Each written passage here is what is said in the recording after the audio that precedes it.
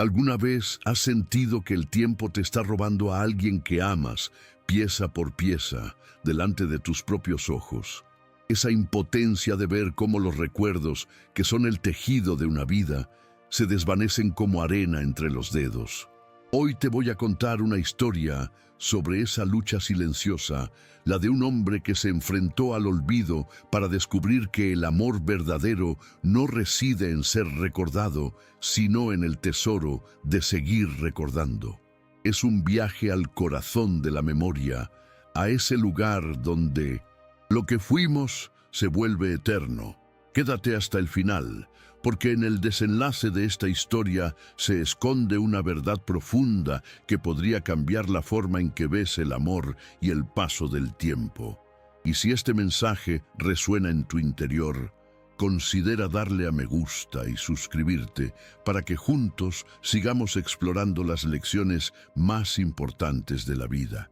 Mateo era un hombre de unos 40 años, de esos que caminan con los pies bien puestos en la tierra y creen que cualquier problema tiene una solución lógica, una pieza que ajustar o un tornillo que apretar. Su mundo era práctico, ordenado, hasta que se vio enfrentado a algo que sus manos no podían reparar. El epicentro de su vida se había trasladado a la vieja casa familiar, un lugar suspendido en el tiempo donde cada objeto susurraba una historia. La luz dorada del atardecer se colaba por la ventana del salón, iluminando motas de polvo que danzaban en el aire como pequeños fantasmas de momentos pasados. En esa quietud, solo se oía el tic-tac incesante de un viejo reloj de pared, un sonido que marcaba un ritmo que ya no le pertenecía a su madre, Elena. Ella, que antes era un torbellino de vida, de risas y de historias, ahora pasaba las horas en silencio. El símbolo más doloroso de ese cambio era su sillón vacío junto a la ventana, el lugar donde antes cosía durante horas y desde donde observaba el mundo con una curiosidad infinita.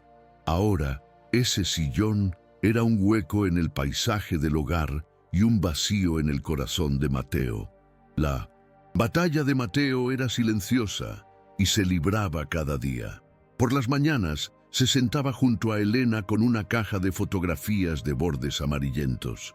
Le mostraba imágenes de su infancia, de las vacaciones en la playa, del día de su boda. Señalaba los rostros sonrientes y decía con una voz suave: «Mira, mamá, aquí estamos nosotros». Pero la mirada de Elena era un mar en calma donde ya no había reflejo, una superficie lisa que no devolvía ninguna emoción. Él le cantaba las canciones que ella cantaba a él para dormir, melodías que habían sido la banda sonora de su niñez, pero sus labios no se movían para acompañarlo. El problema que enfrentaba no era una enfermedad con un tratamiento claro. Era una niebla que avanzaba lentamente, borrando los contornos de la persona que más amaba en el mundo. Con cada día que pasaba, el silencio en la casa se hacía más pesado y la frustración de Mateo crecía como una marea invisible, amenazando con ahogar la esperanza a la que se aferraba con todas sus fuerzas. Estaba descubriendo que hay batallas que no se ganan con esfuerzo, sino con algo que todavía no había aprendido a entender. El peso de la dificultad comenzó a crecer de una forma que Mateo no había previsto. Ya no se trataba solo del silencio o de la mirada perdida de su madre, sino de pequeños terremotos cotidianos que agrietaban los cimientos de su realidad. Una mañana la encontró en el jardín, el lugar que había sido el lienzo de su madre, donde cada flor era una pincelada de su alma. Estaba de pie, inmóvil, frente al rosal que ella misma había plantado el día que Mateo nació.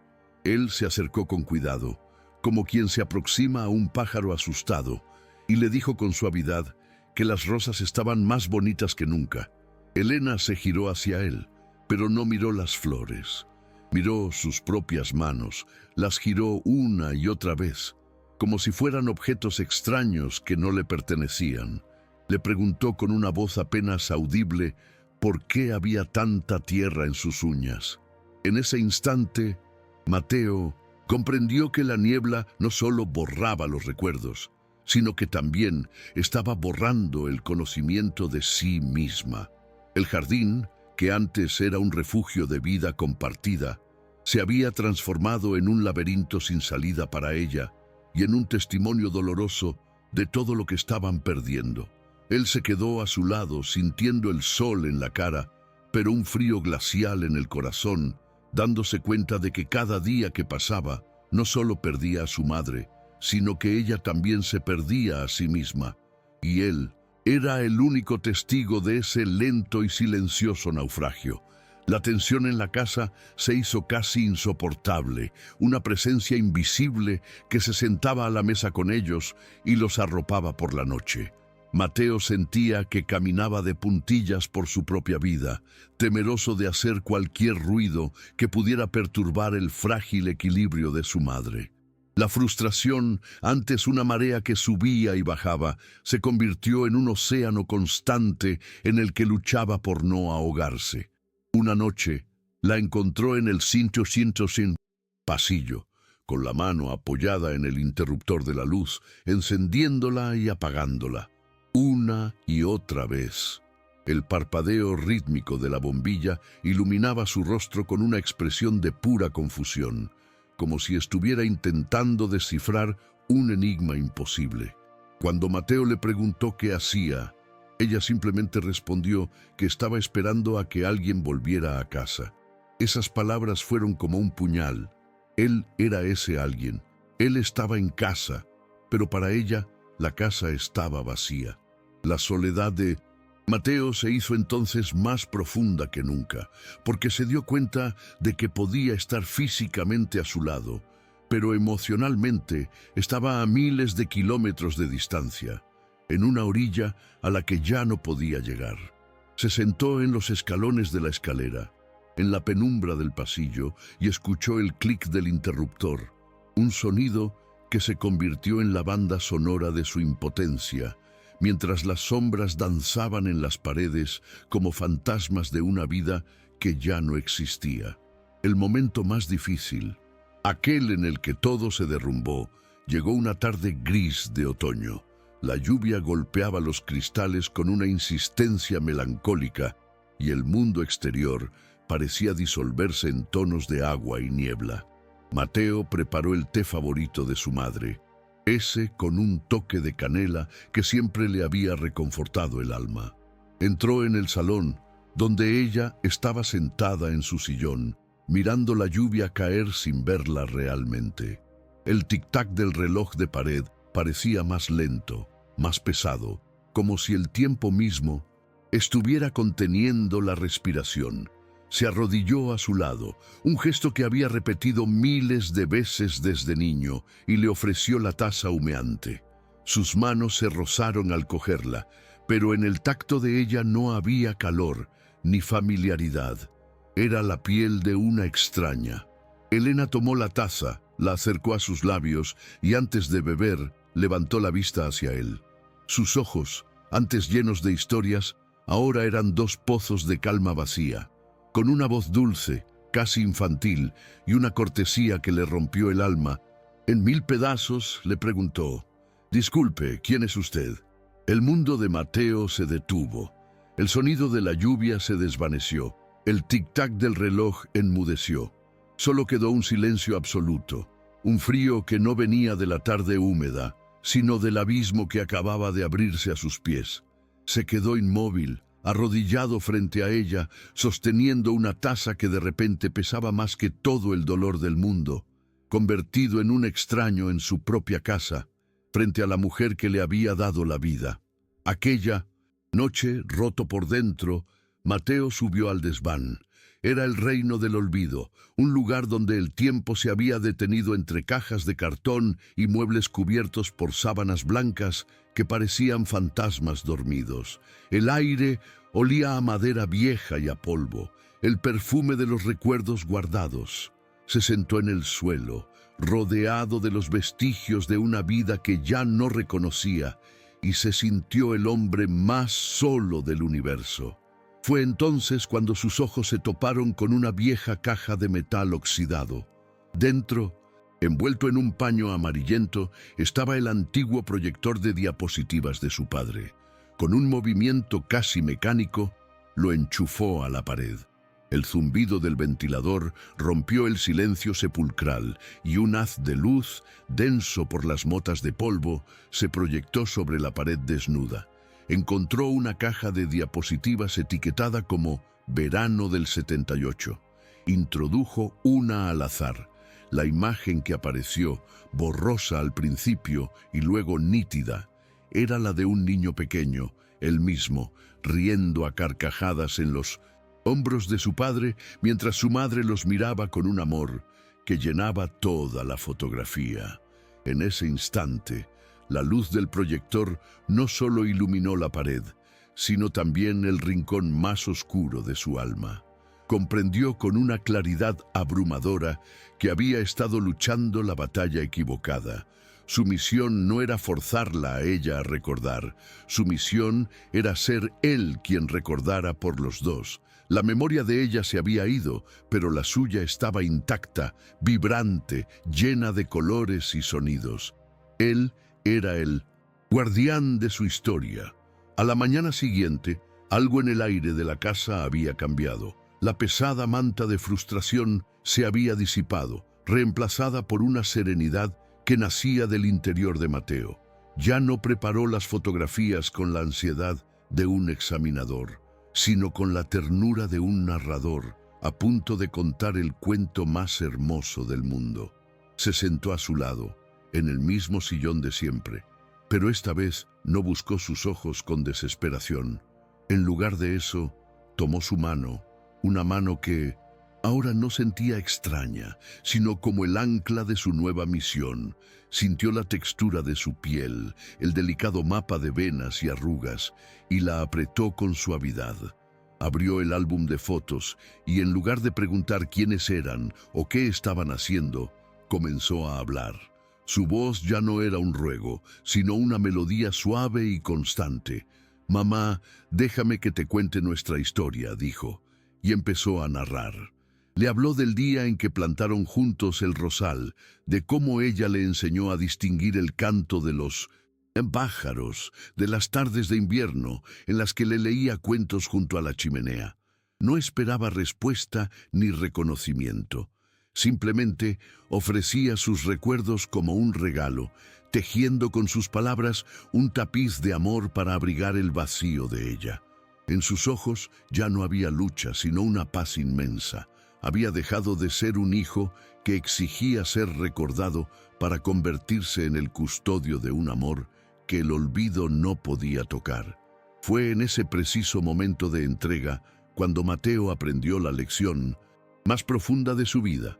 Descubrió que el amor verdadero no reside en la reciprocidad de la memoria, sino en la generosidad de seguir recordando. El amor no es un contrato que se rompe cuando una de las partes olvida las cláusulas. Es una llama que sigue ardiendo en el corazón de quien elige mantenerla viva, incluso cuando el otro ya no puede sentir su calor. Comprendió que los recuerdos no eran suyos para reclamarlos, sino un tesoro que se le había confiado para protegerlo. Cada historia que le contaba a su madre, cada canción que tarareaba para ella, no era un intento de traerla de vuelta al pasado, sino un acto de traer el amor de ese pasado al presente. Un presente que ahora podían compartir en un nuevo lenguaje, el del cuidado y la compañía silenciosa. Su amor se había transformado. Ya no era una necesidad de ser visto, sino la decisión incondicional de ver. Y en esa transformación, Mateo encontró una libertad que nunca había imaginado, la libertad de amar sin esperar nada a cambio, demostrando que aunque el tiempo pueda borrar la mente, el amor tiene el poder de reescribir la historia en el alma. La historia de Mateo nos enseña que a veces la batalla más grande no se gana luchando contra el tiempo, sino aprendiendo a bailar con él. Nos muestra que el amor no es un eco que necesita ser devuelto, sino una voz que elige seguir cantando, incluso en el más profundo de los silencios. Porque el amor verdadero no se mide por cuánto nos recuerdan, sino por la devoción con la que nosotros elegimos recordar. Y ahora piensa en tu propia vida. ¿Qué tesoros guardas en el cofre de tu memoria? ¿Qué voces, qué risas, qué abrazos siguen viviendo dentro de ti, intactos a pesar de los años? Quizás haya un recuerdo que, aunque a veces duela un poco al tocarlo, es también el faro que te ilumina el camino en los días oscuros. Esa brújula que te recuerda quién eres y de dónde vienes. Esos momentos son el verdadero legado, la herencia indestructible que nadie, ni siquiera el olvido, puede arrebatarnos. Son la prueba de que algunas cosas no se van, solo cambian de lugar, se mudan de la realidad al corazón, donde se vuelven eternas. Todos, en algún momento, nos hemos enfrentado a la impotencia de ver cómo algo que amamos se desvanece. Como la arena que se escurre entre los dedos, luchamos, nos frustramos y nos aferramos a lo que fue, sin darnos cuenta de que la verdadera fuerza no está en retener, sino en transformar nuestro papel en la historia. Mateo dejó de ser el hijo que necesitaba ser reconocido para convertirse en el guardián de la memoria, en el narrador de un amor inmortal. Y esa es la invitación para ti también. Aceptar que no podemos controlar el paso del tiempo, pero sí podemos decidir qué hacer con los regalos que nos deja. Porque esa es la paradoja más hermosa y dolorosa de la vida. Lo que perdemos en presencia, lo ganamos en significado. Cada ausencia se convierte en un altar, cada recuerdo en una oración. Y es ahí, en ese espacio sagrado de la memoria, donde encontramos la paz. No olvides nunca esta simple verdad. El tiempo te quita la presencia, pero te regala la memoria. La historia de Elena y Mateo no termina con el olvido, sino que renace en el acto de recordar. Y tu historia también está tejida con esos hilos dorados del pasado, hilos que te dan fuerza y te conectan con lo más esencial. Cuida esos recuerdos, hónralos, compártelos, porque al hacerlo no solo mantienes vivo el amor que recibiste, sino que también iluminas el camino para otros. Si este mensaje ha resonado en tu alma y te ha hecho pensar en tus propios tesoros, te invito a formar parte de esta comunidad. Dale a me gusta para que esta historia pueda llegar a más corazones que necesiten escucharla. Suscríbete para que sigamos explorando juntos las lecciones más profundas de la vida y comparte este vídeo con alguien a quien ames, como un recordatorio de que el amor que se cuida en la memoria es un amor que nunca, jamás se pierde. Gracias por acompañarnos hasta el final.